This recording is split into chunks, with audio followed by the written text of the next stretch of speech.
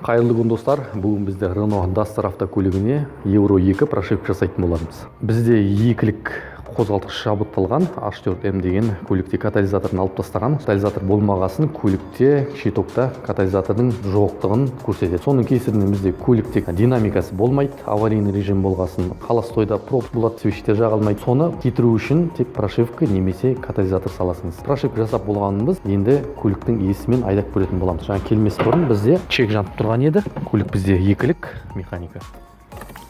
Бисмилlah.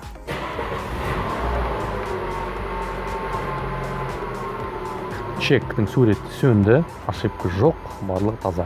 Қазір иесімен айдап көрейік. Достар, міне қазір жолда келе жатырмыз, айдап қалай иесінен сұрақ көрейік, бір сұхбат алып, қалай өзгеріс бар ма жүрсен? Өзгеріс бар. Әдемі да, жеп жеңіл кәдімгідей болды да. Қазір әдемі бір жеңілдік бар дейсіңіз ғой.